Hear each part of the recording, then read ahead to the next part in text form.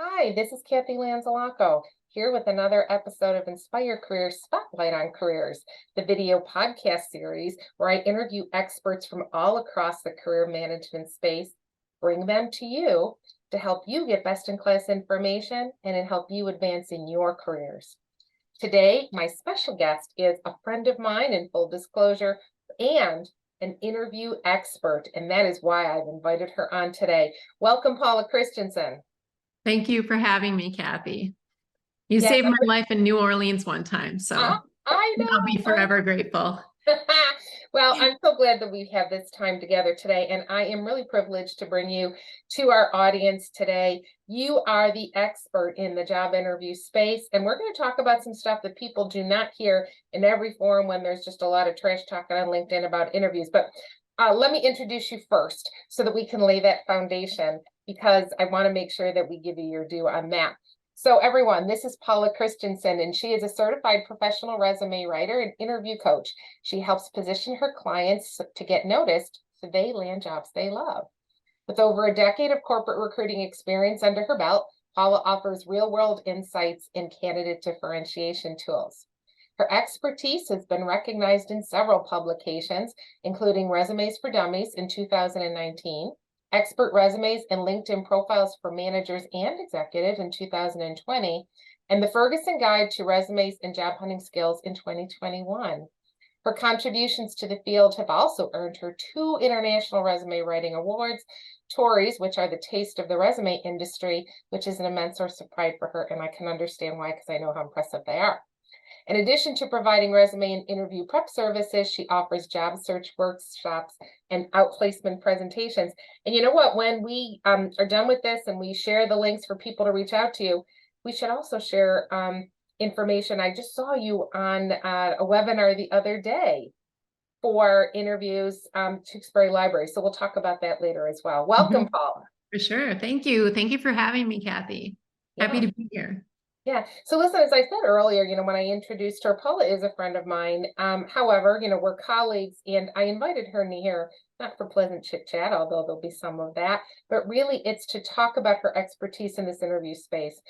She and I are both professional resume writers, but listen, the resume is intended to get you the interview. It's the interview that's intended to get you the job. So that's where really the metal hits the road. That's where you really have to be able to make that connection with your interviewer to get that job offer. So let's talk a little bit about that. Paula, COVID changed so much of how people interviewed. People are working remotely, they're interviewing remotely. I've heard a lot of people say that they're not really sure about video interviews. Are they here to stay? Let's kind of start with that, because I still know people that have not interviewed remotely. What's going on with that? What are your thoughts on our video interviews here to stay, and where are they headed? I think it's going to be similar to resumes, where people say like, oh, I haven't updated my resume in 15 years. There's going to be clients that you and I work with, Kathy, who say like, I've never done a video interview, but they need to get up to speed because they are here to stay. In fact, the facts and figures support this. So 82% of companies say they adopted virtual interviewing in some way or another during COVID, which makes sense. They had to. But what's kind of interesting is that 93% of those people said they continued to use that. So that doesn't mean, we'll talk about maybe the differences between like one-way and two-way interviews. It doesn't mean it was all one-way interviews, but what it means is that companies are taking this seriously, and they found that it was a time saver and a money saver for them to do this. And then they were also asked, do you expect to keep this up? And yes, 80% of companies said they expect to continue doing it. Or sorry, 93% said they expect to continue it. 80% said they expect to integrate more AI in their interviews. So that's huge.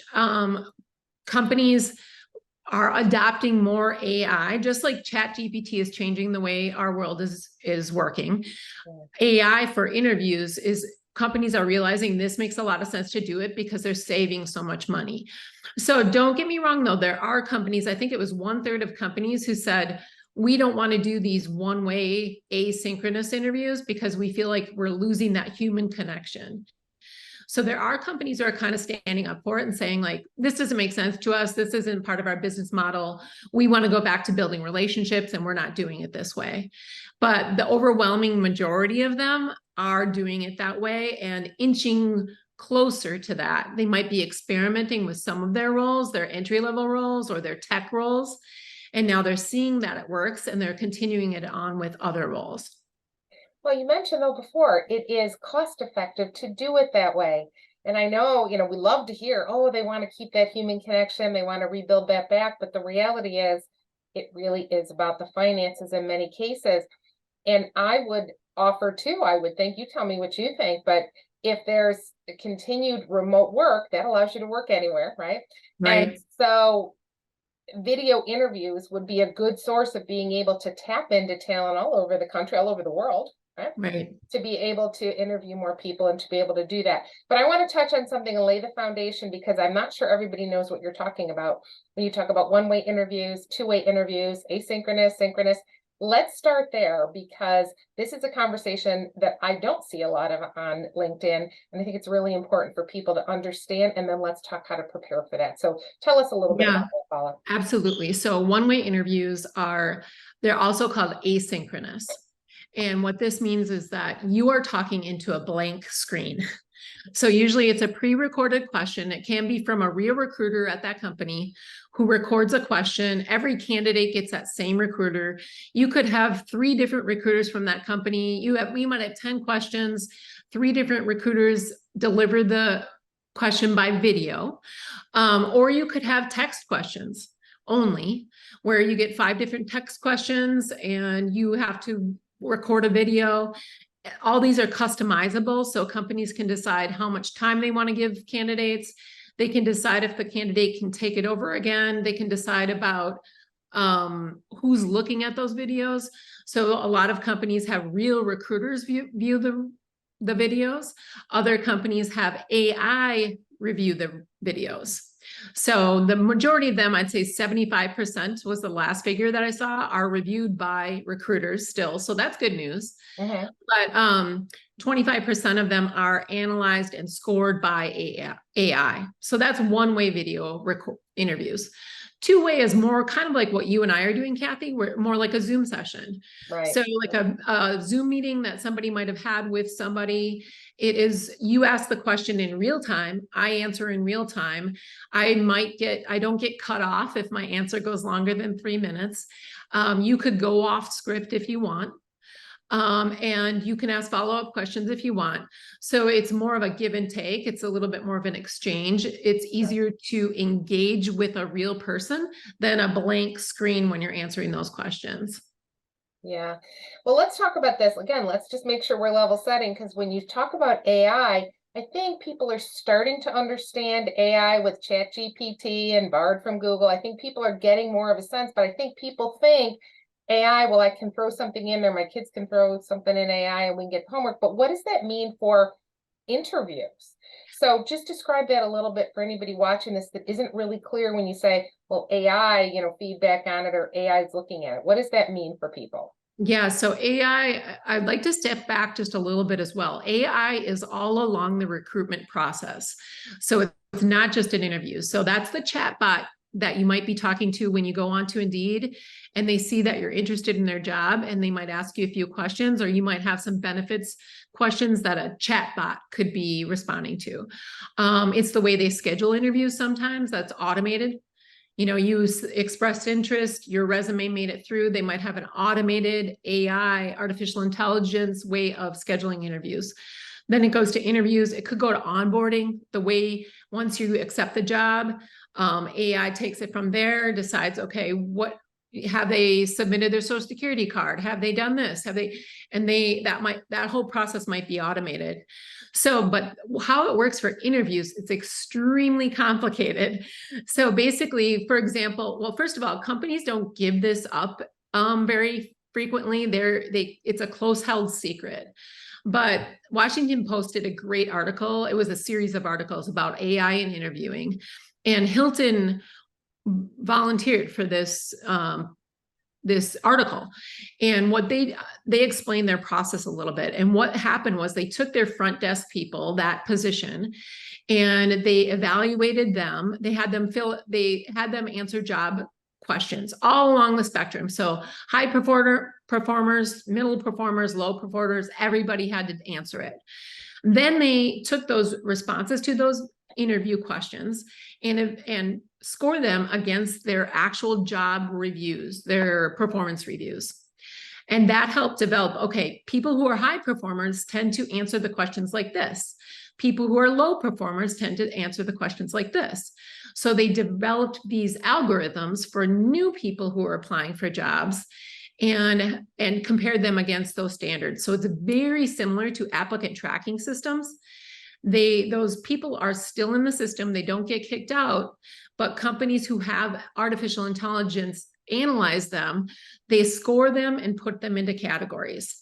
And what can happen is busy recruiters might not make it through the whole list. They might have 200 people, and they might go to those high performers. So they can see all the videos, they're in there, but they are sometimes scored by artificial intelligence. So other times the candidates go through the process, but a real recruiter is looking at the videos and scoring them. And that would be maybe if they only have like 20 people to look at versus 200. And what's interesting is that when Hilton put in the system, they found that it shrunk their time to hire. So previously it was a 6-week time to hire, and it shrunk it down to 5 days.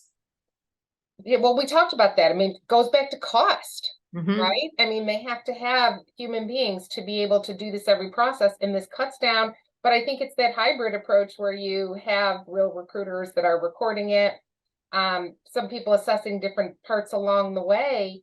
But Mhm. this is a reality that this is where we're going. This is how Mhm. companies are going to save money. And is there a better opportunity to make better choices for companies, Paula? Can they make better choices using AI than using human beings? It's possible. So that kind of touches on bias. And there's a lot of people who believe that recruiters are more biased than computers, because maybe we see someone walk in the door and we have, oh, they look like my neighbor who I don't really like. And I might, have some unconscious bias towards that person. Right. Or some people think that bias can be in those algorithms. And so it's really interesting about what's coming out with that. A lot of states are enacting laws about bias in AI recruiting and just trying to protect clients or candidates against this. It's just super interesting. Amazon, what they did is they used AI interviews and AI recruiting for some of their positions for software developers. And what happened was most of their software developers are male. That's already a fact of life for that position and for that company. And so they fed all their great performers into this system, those resumes, and found out that they were actually, and they did a little bit differently. So they evaluated resumes of their top performers and then developed, okay, how did they do on interviews? And how can we recruit more people like our top performers?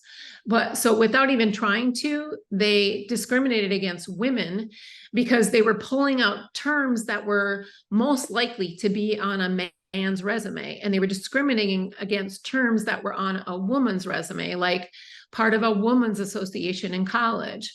So Amazon stopped doing that. They no longer have that. They no longer use that system. But if they wouldn't have audited their processes, they might not have found that. Yeah, it just raises a whole other issue. One problem is created to solve or one solution is to solve a problem, and then it introduces new ones. Right. But I think about the days of my initial, my back in the day when I was interviewing and everything. You walk into an organization and you'd hand in your resume, or you fill out an application, you'd sit there, you'd fill it out, and maybe somebody even come to shop you on the spot or whatever. And over time, things have gotten complicated, but it also feels like since COVID, things have accelerated so quickly, particularly in the interview space and certainly recently with AI. So let's talk a little bit about preparing for these kind of interviews, because I think there's a lot of people that have not interviewed. You got a whole pool of people that haven't interviewed in a long time. Maybe they still remember those days, like I'm talking about, of walking in, or just recently started dabbling in online applications. It's been a while for people, right? Mhm. So let's talk about some of the very basic things that people can do to prepare for video interviews in particular, maybe considering using AI.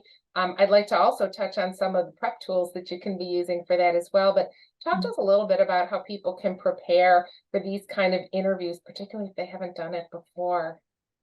One thing I like to start out with when I'm working with candidates is that just letting them know that there can be advantages to video interviews that you might not have thought about. And you're in your own environment, it's a lot more comfortable. So like what you were talking about, Kathy, like going to an organization, think of that. I remember my brother having to drive to Chicago. It's 3 hours away from Green Bay. He had to navigate the city. He had to figure out where to park. He told me the story when he got done, like, oh my gosh, I was there, but I was literally like 5 minutes early and super stressed. Yeah. So a lot of the stressors can be taken away, especially with people with anxiety, people with neurodivergent, people who have disabilities.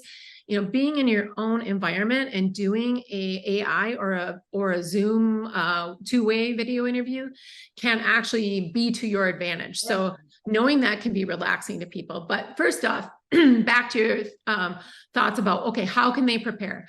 I think the first thing is think about interviews the same way you would face-to-face interviews, that your goal is engagement. So you want to make that connection. You want them to get to know you. It's more difficult when it's so flat and unengaging, and you have to work a little bit harder, but some of the same principles are there. And so one big thing is eye contact. So you like your screen, maybe an inch or two above your normal eye, so that you're looking up just a little, but not too much where they're like seeing up your nose or down your nose. or like not too far down where you look like you're looking down on them. So eye contact is really important. Smiling is really important just for that engagement. It also helps release cortisol. It helps relax your interviewer. Your lighting is super duper uber important. So if you don't have enough lighting in front of you natural lighting's great with a window, but maybe you move your desk for that interview. You don't have to keep it there forever, but really think about these things. Look at your background. What's in my background? What makes sense? What is professional and comes across the way I want to be seen? And the fact that you took the time to do those things is going to make a difference, a huge difference in a video interview. Also, just the way you sit. So I say sit on the front half of your chair and then lean in just a little bit. That's that eagerness. It's hard. Eagerness is so huge in interviews, and it's really, really important. They want to know that you want the job, and it just gives a little bit of a tone like, okay, I'm really excited to be here. You raise a great point here, because it's so interesting. I've heard this from recruiters over and over again. People don't ask for the job. Yeah. And I think it's because of this, the traditional structure of interviews and how people think of them. And it's more like a power, displacement of power, with the interviewer, the company having all the power, and the interview candidate feeling as if they're not on that equal playing field. And so they're afraid to be too open, too authentic. They're afraid to make a mistake. Mm-hmm. And I have heard recruiter after recruiter say, just ask me, not just ask me for the job, but ask for it. If you really want it, tell me that you really want it. And it's not just because, well, I've been out of work for 6 months and I desperately need a job. I see that too. Maybe we could talk about that. However, but just really say that this is why I want it. And this is so much why I want it. Like, be hungry for it. Yeah, there's so much to that. Yeah, there is. And you're right. When you're doing it on video, it's a little harder. So you have to tend to exaggerate a little bit your body motions, like you said, just kind of lean in, be intentional about it, and to be able to communicate that. Go ahead. You reminded me of gestures as well. So a lot of times when I do interview coaching with people, they see the video back and they're like, oh my gosh, I had so many gestures. And I say, don't lose your gestures, especially on video. That it's really rare that I see somebody use too many gestures. It helps bridge the gap. I mean, and especially if you can kind of point out, you can use them, like you said, intentionally. So you say, okay, I have two examples of that. And you put up, the two. And it's like, okay, it helps orientate our minds. It helps bridge that gap. Like we are more in a room together. Or you say like, oh yeah, it was crazy. It was up to here and then we were able to get it down, or something that it just helps give it more life when you're on that video interview. So I say don't lose the gestures. It's very rare that I see somebody with too many gestures that are distracting or something like that. I think we used to be good little girls, right? So our parents told us when you go on the interview, you sit really nicely, really still, and you keep your hands by your side because you don't want to come across as nervous. And I think the new way of thinking about things, especially in video interviews, is to be yourself, use your gestures to kind of emphasize your points. It gives more life. I'm sure the same holds true for a speaker at an event. If you see a speaker just standing up there kind of delivering their points, no, if you listen to these first class, top-notch speakers, they're using gestures and they're doing things and they're moving a little bit. So absolutely do that in your interview. Yeah. Yeah, that's a great point. And it's practice. And I'll tell you, sometimes I do interview prep with people, or we're even just meeting on a Zoom call, not even for interview prep, but just for a coaching session or something else. And they still don't know how to use their technology. They have to download the Zoom. There's a lot of things, this practice piece. I don't care, in the old days when you were going, like you said about your brother going to Chicago, you had the recommendation was to make sure you know how to get there. Take that trip a day ahead of time so that you know where you're going, and maybe an alternate. Today, if we're talking about video interviews, the similarity there is test your technology. Make sure that you're not all pixelated and you're not looking goofy. And those are still happening, which I'm a little shocked. I agree. When I see that, there's no reason for that. Yeah, I have two thoughts on that. One is that if you're an older job seeker and you're worried about age discrimination, you should be a little bit when it comes to video, because I have a 24, 20, and 19-year-old, and they're used to FaceTiming. They're used to making videos. They're used to that format that we're not. So you absolutely have to practice and get yourself more comfortable with video, because your competition kind of grew up doing that. Yeah. So it's a harsh reality, but you kind of got to get with the ball game. Yeah, you're right. And then, of course, you have the normal things about interviewing that you still have to keep in mind, like how you're answering the questions, right?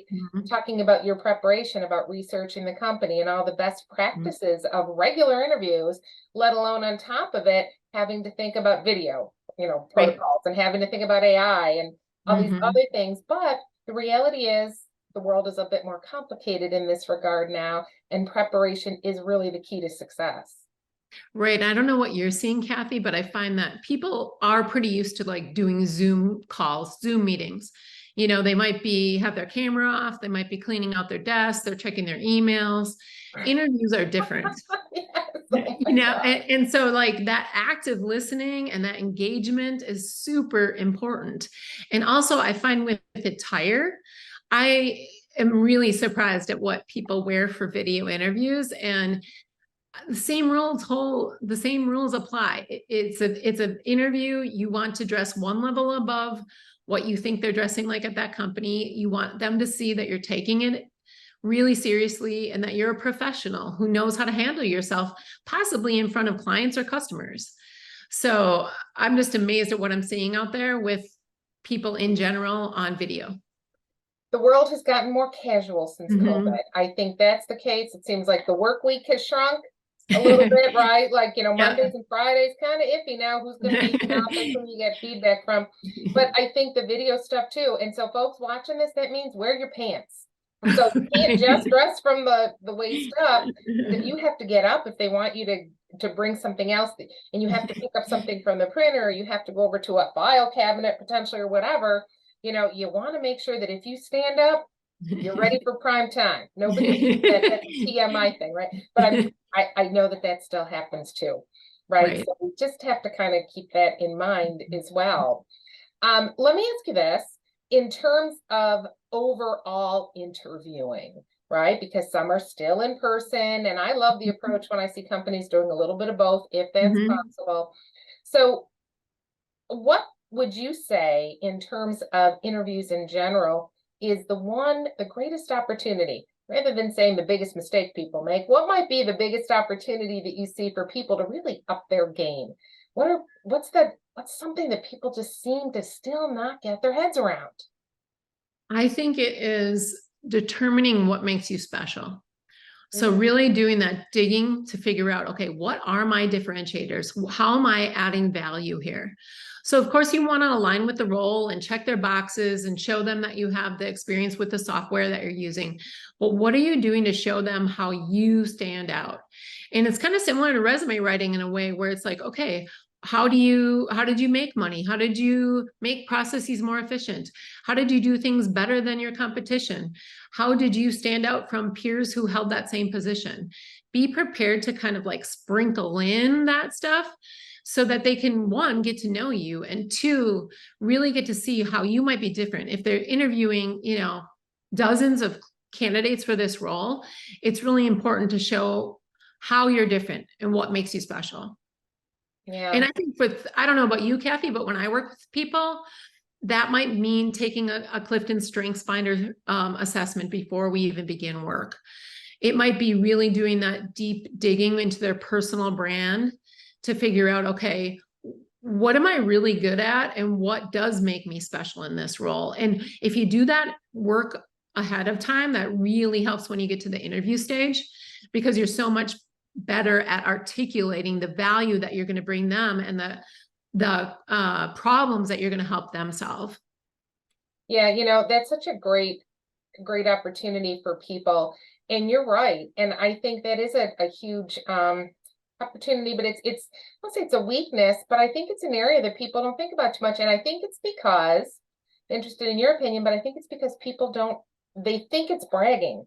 They think to be able to say, I do this is what I do best, without kind of qualifying like, well, I think so, to be able to just stand up in front of it or say, I can tell you confidently that I was the only manager on my team that was doing this. Yeah. So you're not putting anybody else down. We're not bad-mouthing companies. That's never acceptable, ever, ever, ever. However, to really own who you are, your strengths and your value goes down to that you may only have one chance to make that first impression. And if you're kind of, dabbling around it and not really owning it, we're going to go to somebody else that will. I agree. And I also think that sometimes people just get so focused on their job duties. Yeah. When you think about it, you come home from work and, you're giving your friend a call and, hey, what'd you do today? Oh, I worked on this report. I did this. I'm involved in such and such project. You don't necessarily say like the impact you had. And even if we do say it, it's kind of at the end of our story, right? We talk about, we did this and this and this, and then here was the result. And what I think is really important, especially when people are going up the chain of command of leadership, is really knowing how that impacts the company. So that's what leaders do better than those entry-level folks. They're starting to think about how their contributions affect those big overarching umbrella things that the company needs. And they're tying it back to that. So, what makes you different, and then how those differences impact the bottom line or the savings or cutting costs or helping customers do XYZ. Those are all things that kind of like, as you move up the leadership chain, you have to think about that a little bit more strategically. It's not necessarily like what you did. It's the impact that you had. Mm-hmm. And a great way to do that is storytelling, to be able to walk people through. I mean, we always like to talk about that framework of, the STAR, STAR, or CAR, challenge, action, result, to be able to formulate those, but to be able to really engage people without telling war and peace, without telling right. 10 million thousand words, but to be able to kind of walk people through it, and always to not just focus on that result, to your point, to be able to focus on the impact. What did it mean to people and to the organization? And I was just doing interview coaching with someone this morning, and we talked about that. And I said, because there will be other people prepared with, well, this was my result. But there'll be very few people prepared with an engaging, concise story that's going to elicit emotion, that's going to be able to really get somebody to feel that you're going to have that impact, right? And that's what you're trying to do. Back to what you said before about making that connection, whether you're in person or you're on video, you want people to feel as if they can see you in their organization. I read a book recently. I hope I get this right, but I believe it's called Master Storytelling. And they talk about the science behind those stories in interviews. And basically, the receiver or the interviewer is putting themselves in your story. And that's why they're feeling those emotions. And they want to hear the ending. You know, it's like a movie and it's unresolved if they don't hear the ending. So it's like, you're right. If you can get that right, it evokes that emotions. And what's important about that is that helps with connection. So you can't really have connection until we have emotion. And then I think secondarily to that, the next step down the road is that also helps with memorability, which is so huge in resumes. So even if the story isn't perfect, like you talk about an example where things blew up and it went wrong and whatever, and then at the end of it, you say, but here's what I learned. You know, so they might go back in that consensus where they're meeting to talk about the different candidates, and they might like, oh yeah, was he the one who had the thing that was horrible and whatever? And like it does make you more memorable, even if it's not a great story, but that's really important if you're remembered in an interview. That's half the ball game. Yeah, absolutely. And I was talking to my client earlier today, and I said, so much of the interviewing isn't even about the job. It's about, you know, they're comparing you against the person they just interviewed and then the next person that they're going to interview. Who did they kind of like better? And really, some of it does come down to likability, because by the time you get the interview, you know, so many people already are qualified for that job. So how can you be memorable? How can people feel comfortable talking to you and want more of you? Right. Right. It's hard to like somebody if you don't really kind of get to know them. Yeah. Yeah. And it's back to that old business adage, right? That you do business with people you know, like, and trust. Well, in the world of job search, it's you hire people that you know, and you get to know them by having the interview to understand, right? And then you hope that you like them, that you can feel something, some connection there. Then trust is built by being honest with people, by being more authentic, to be able to share a story about when times things did not go perfectly as planned, not covering those things up, but being very, very mature and very proactive about it to say, and yes, as you said, this is what I've learned about it. This is how I turned it around. And boy, would I not do that again, but I learned this, I'd do this 12 times more. Right. That's okay. That's absolutely okay. What are you seeing out there? Like, what would you say on the flip side of that? What are people doing great in interviews? When you talk to people, what have people finally really embraced? And you're like, you're seeing it, and you're like, finally, this is clicking with folks. What are they doing right out there, Paula? I think people are preparing more. I won't say it's perfect and that everybody's doing it. And like, yes, everybody should, but I think people are doing a better job of that. And I think it's because of the resources that we have available. You know, and think about it, Kathy, when you and I came out of college and we were preparing for an interview, what kind of resources we could ask our parents if they were in the business world, or like for you in the healthcare world. We could ask maybe a friend. We could look in an encyclopedia. Our career college services might have had a pamphlet on it. That was about it. Yeah. And now there's YouTube videos, there's podcasts, I guess there were books back then. I forgot that. There's still are books. There's a million different ways you can get research on the company. You can connect with people on LinkedIn who hold that same role or work in that company, even if you're in Green Bay, Wisconsin, and the company is in Chicago. So I just think there's so much more available that people are taking advantage of. And that's really refreshing. I think when they come into those interviews, they're better prepared, both knowing about the company and knowing how to interview than they used to be. Yeah. You know, when I talk to job seekers or just people that want to just update their career marketing, you know, tools, sometimes people, a little more particularly of the mature set, will say, and I can say that because I'm of the mature set, but people will say, well, I don't like social media. I'm not on LinkedIn. You know, I don't like to be on there. But you raise a great point. I mean, the amount of information out there that you can get is so vast, and you can get it so many places, but really, LinkedIn is such a hub for that kind of thing, and there's so much free, and that doesn't make it right all the time, but I think Right. people can discern, more Yeah. quality information, and the people that they're following maybe come to know, like, and trust them, so they can Right. get some good information. But even to be on there to educate yourself, learn what's happening out there, learn about the trends. What is the new technology? How is AI being used? Right? Mhm. All these things are so important, and in my opinion, to leave tools like LinkedIn on the table and not to be really embracing it is even just a funnel for education is a big miss. What do you think about that? 100%.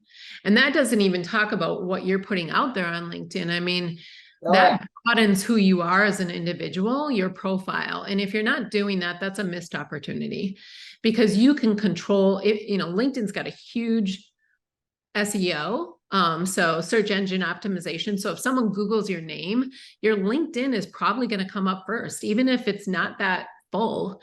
right. And so you have an opportunity to control the content that's out there for you. And especially if you're transitioning to a different industry, there are ways and things that you can do with your LinkedIn profile that can really just paint this picture of you of a more robust information. You can put videos on there. You can write articles. You can comment on other people's and be a thought leader in your industry. So yeah, I believe in all the things you said, Kathy, with like preparation and learning and participating and learning about job search. But also on the other side of it, you can have your profile optimized so that recruiters can find you and that opportunities are going to be more plentiful because you took the time. Yeah. Yeah, absolutely. And I tell my clients that consider your LinkedIn profile like an informal interview. You're always on in that That's regard, awesome. meaning whatever is on your profile is fair game at any time. And how you present yourself, how you branded yourself, or how you want people to think about you and talk about you is really there all the time. And by the time you're coming in for the interview or being on video for the interview, the profile has been looked at already. So you may get asked about things on there, but give them something to look at. Give them Right. information. I'll tell you one of the things that kind of saddens me, and maybe that sounds a little dramatic, but it really does. When I look at people's profiles and they have recommendations from 2014, Yeah, that's the I last agree. one, or 2009. I And agree. I'm sure you've been fabulous since 2009. Why are we not, don't you have anything, right? And just because they weren't prompted or people started doing it when LinkedIn first came out, there's an opportunity to continue to refresh and have it grow with you so that you always have information and well-branded information and current stuff really to show how wonderful you are and what you're out there doing. I agree. I think if I was still a recruiter, I would see that as shady. Yeah, it can be interpreted that way. I agree with Mhm. you. What have you done Mhm. since then, right? What Right. have you been doing since then? Right. Why? Why are you not here? Yeah. Yeah, I agree with that. And that's another tip I just thought about. Think about this, folks, as you go into an interview, whether it is a video interview or in person, you haven't updated your LinkedIn profile picture in a while. Like if somebody is not going to recognize you, that's a problem. So Right. you never want to walk into an interview and nobody recognize who you are.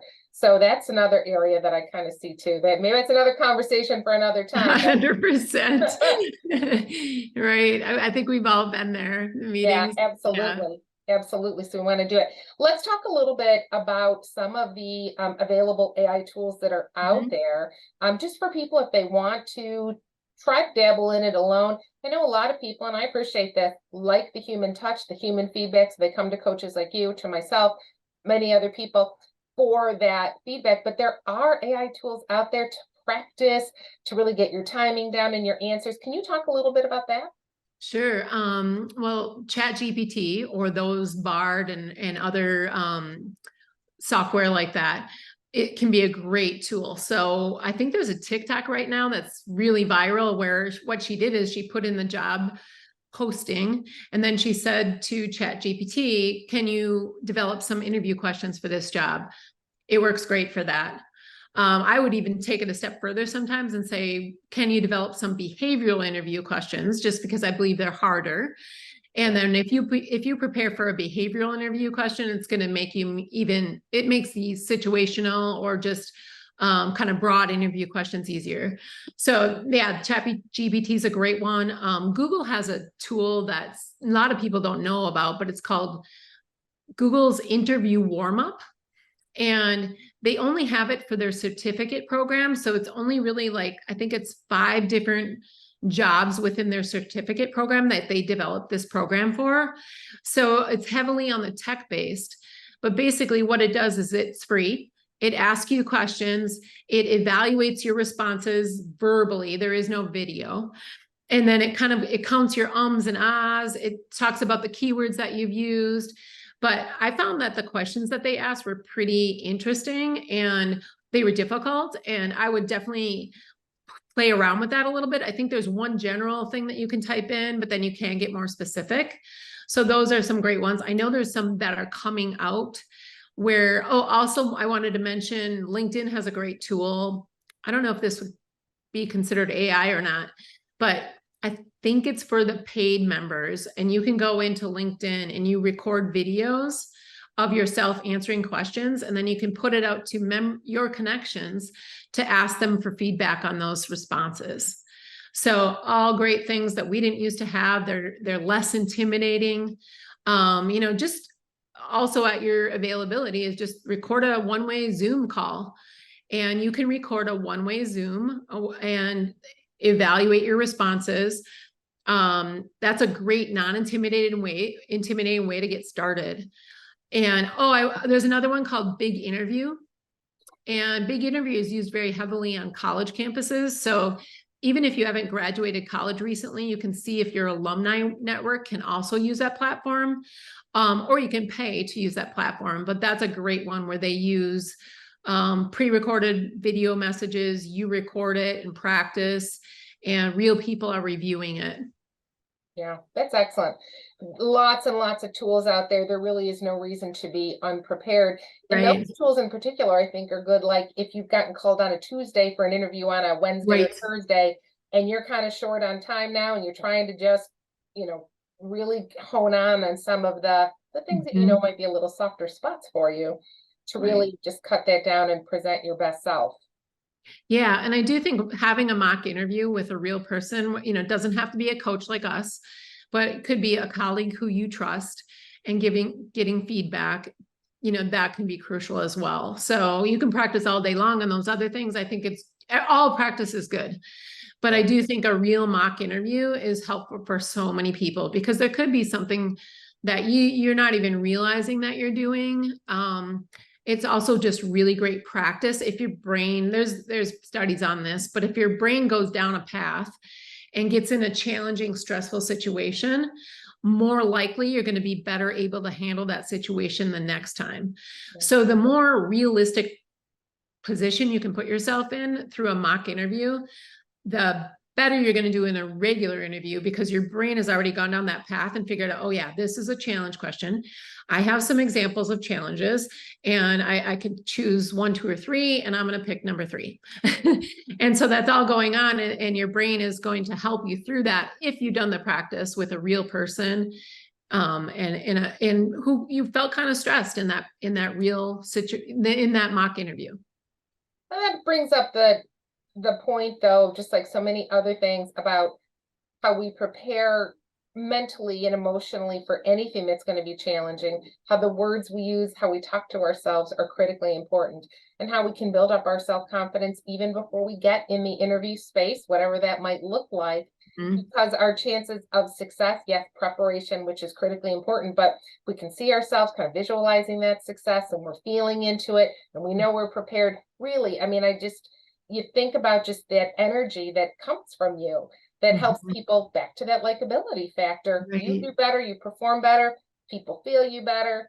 And even if you don't get that job offer, you are just that much better, that much stronger. And then you know that you've given your all, and it wasn't a job for you. Right. Yeah. So Paula, as we tie up our time together, what might be 1 or 2 top recommendations that you'd like people to take away from this call today, or this interview today?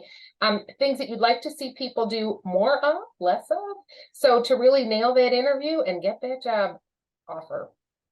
Well, I was thinking about our discussion about AI, and just knowing that this is coming, and to kind of like force yourself to get more comfortable on camera. So maybe that means volunteering for some things at work where you're on camera, or just practicing with a friend, or doing more FaceTiming with a family member. I think that's one thing. And then the second thing would be what we talked about before, about really knowing yourself. So what are your differentiators? What are your strengths? What are you bringing to the table that's going to make you different from every other sales development rep that's ever worked at that company before? And once you know that, I think then you can kind of interject that into an interview to make just bolster your performance in that interview. Remember, folks, it is not bragging if it's true. 100%. Right? If you can Yes. talk to what you're saying, use powerful words, own it, smile it. And I think most people really truly know that boundary of being arrogant and being confident. So don't worry that you're going to cross it. Very few people cross it. I think more people spend way too much time under the water. 100%. Aren't really leaning into it. So great. Great advice. Thank you, Paula Christensen of Thank you for Strategic Career having Coaches. me. It's so wonderful. This is such an important topic. Interviews are where the decisions are made, people. So follow Paula's advice. Follow her on LinkedIn.